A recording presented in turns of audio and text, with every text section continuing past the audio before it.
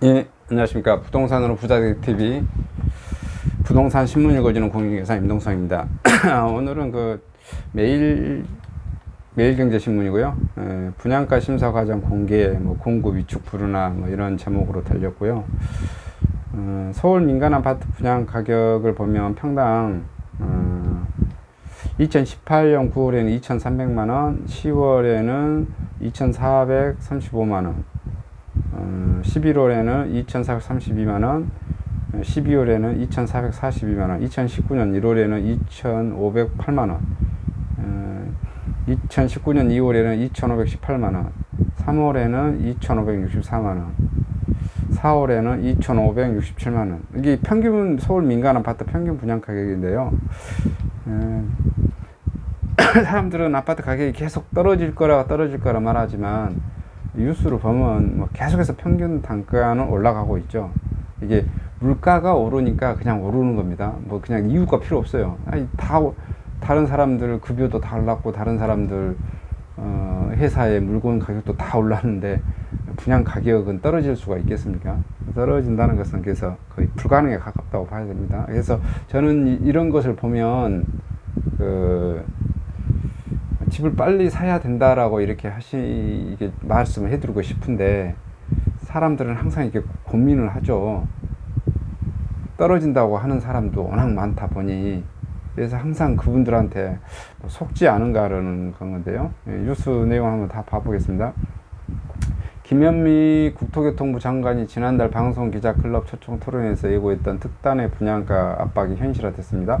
앞으로 아파트 등 공동주택 분양 가격을 지방자치단체에서 심사 승인하는 분양가 심사위원회 회의 내용과 위원 명단이 대중에 공개됩니다. 수도권 청약 최대 관심사인 지역인 과천 지지정보타운을 분양부터 적용하겠다는 게 정부의 계획입니다.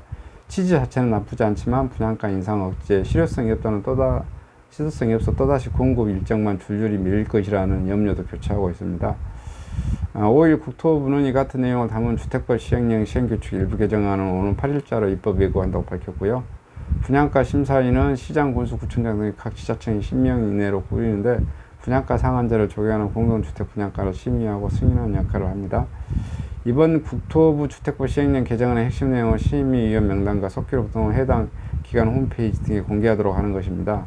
아울러 위원회 위원으로 건축학과, 건축공학과, 교수, 전기, 기계고 분야 전문가 및 건설, 공사비 연구 실적이 있기 때문에 공사비 산정 업무 등에 3년 이상 종사한 사람들을 포함하기로 했고요. 또 건설사 등 등록사업자 임직원 퇴직 후 3년 미경과를 위원으로 구성하지 못하도록 하고 한국감정원 임직원을 포함한 공공위원들 현행 2명에서 3명으로 늘리기로 했습니다. 국토부 관계자는 현행 이틀에 거쳐 사전검토 기간도 7일까지 확대하도록 하고 분양가 심의로 충분히 기간을 두고 할 수 있도록 설명했습니다. 현행 이틀에서 7일로 좀 이렇게 늘려면 아무래도 그 심사위원들이 좀 까탈스럽게 할 수 있는 점검할 수 있는 시간이 늘어나겠죠. 심의위원 명단과 회의록이 공개되면 건설사가 책정한 분양가대로 검증 과정 전반을 실패하고 있을 거 명단이 공개되는 만큼 위원들이 함부로 건설사 편을 못 들고 분양가를 보수적으로 검증할 거라는 게 정부 계산입니다. 그러나 실효성에 대한 의문도 큽니다. 실효성에 대한 의문은 큰 것은 이런 내용이에요. 분양가 심사위원들이 그 명단과 이름을 이런 것을 소속 어디 있는 것을 다 공개를 하지만 그분들이 그 심사한 회의록을 공개하지 않고 결과만 공개한다는 거죠. 그러니까 임동성이 심사위원이 됐으면 임동성이 건설사 편을 들었는지, 예를 들어서 시민 편을 들었는지 그것을 알 수가 없다라는 거예요. 공동의 책임은 예를 들어 심사위원이 10명이다. 공동의 책임은 무책임으로 이렇게 흘러가는 거죠. 왜냐하면 나는 민간인이나 시민 편을 위해서 했는데 저 위원이 해서 했다. 나는 아니다라고 발뺌할 수 있는 그런 거죠. 그래서 아마 큰 효력이 없지 않을까.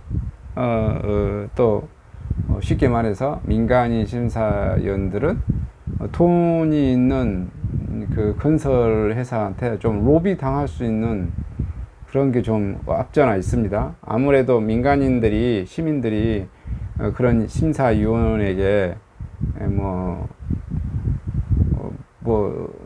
쉽게 말해서 뭐 밥을 한 끼 사시겠습니까? 뭐 선물을 하나 주겠습니까? 아무래도 뭐 로비하기에는 건설사가 로비하기는 좋으니까 아무래도 그거에 대한 영향이 뭐 있지 않을까 뭐 그런 내용인 것 같아요. 근데 그런 것은 지금 신문에 뭐 로비한 내용까지는 적어져 있지 않지만 실제 현실에 있어서는 그럴 가능성이 있다 이겁니다. 그러니까 이들 단지 분양가는 당초에 평당 2,300만, 2,400만 원으로 과천 제이드입니다. 프루지오 벨라드마 S6 블록. 정부가 계속 압박하여 2천만 원 초반대까지 크게 떨어질 수 있다는 분석마저 나옵니다. 이 경우 로또 아파트가 기대감으로 청약 열기가 달아오를 전망입니다. 물론 이 같은 정부 압박의 분양 일정이 뒤로 밀릴 가능성도 있습니다. 과천 지식정보타운 공군주택산업 경우 한국토지주택공사 LH가 제공하고 민간인이 시공과 분양 등에 참여하여 민간 참여 공공주택 사업으로 추진하게 됩니다. 참여사들은 지분을 나눠갖고 수익과 리스크를 분담하는 과정에서 예상 분양가와 실제 분양가가 크게 달라질 경우 사업자들끼리 이견이 커지기 뻔합니다. 국토부는 지역주택자 중고가입들 금지하는 내용도 함께 발표했습니다. 지역주택조합은 무주택자인 조합원이 한 곳의 지역주택에 가입한 다음 다른 조합원은 가입 시 시세차익을 치는 것이 가능했었습니다. 뭐죠? 야, 너 실거주자잖아, 실거주자. 너 투기꾼 아니잖아, 투자자 아니잖아. 이런 내용이죠. 그래서 무주택자가 조합원이 한 곳만 가입해라. 뭐 이런 내용인 것 같습니다. 근데 지금 이제 뭐 정부가 의지를 가지고 강력하게 밀어붙이니 건설사들이 그 로비를 한다고 하더라도 그게 넘어갈 그런 위원들이 좀 많아 보이지는 않지 않을까 뭐 그런 생각도 들어요. 왜 그러냐면 정부가 뭐 지금 작심하고 이렇게 계속해서 하는데 거기 그리고 또 그 위원들이 또 그 쉽게 말하면 정부 말을 들을 수 있는 그 위원으로 지금 거의 사전에서 좀 앉히려고 하는 그런 것도 좀 눈에 보이는 것 같고요. 근데 이제 이것은 제가 봤을 때 큰 것은 아니고 뭐 명당 공개하고 뭐 이런 거 하고 뭐 이렇게 중요하겠습니까? 경제 논리로 이렇게 가버리면 그 심사위원들도 거리 뭐 끌려갈 수밖에 뭐 없고 뭐 그러겠죠. 근데 가장 중요한 거는 뭡니까? 지금 아마 조만간 뭐 하지 않을까 싶어요. 뭐 하겠어요? 시행령이나 시행규칙을 아예 개정을 해서 분양가를 후분양하는 아파트도 아예 그 규제할 수 있다는 조항만 바꿔버리면 그 다음에는 어떻게 해요? 아예 위원들한테 얼마 금액 이하로 그냥 아예 해라라고 명령을 내릴 수 있겠죠.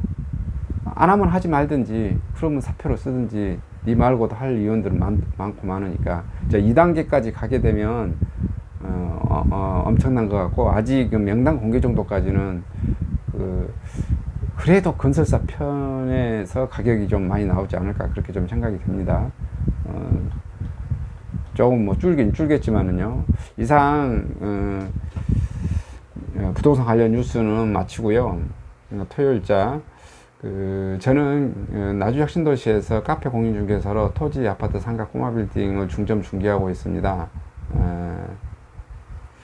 또 그리고 토지 뭐 물건도 유튜브로 공개하고 있고 부동산 신문 읽어주고 비평 행간의 의미를 알려주거나 제 개인적인 부동산 강의도 하고 있습니다. 이 강의가 괜찮다고 판단되거나 이 소식이 괜찮다고 판단되면 구독을 해 주시고요. 또 지인분들께 추천도 많이 좀 부탁드리겠습니다. 감사합니다.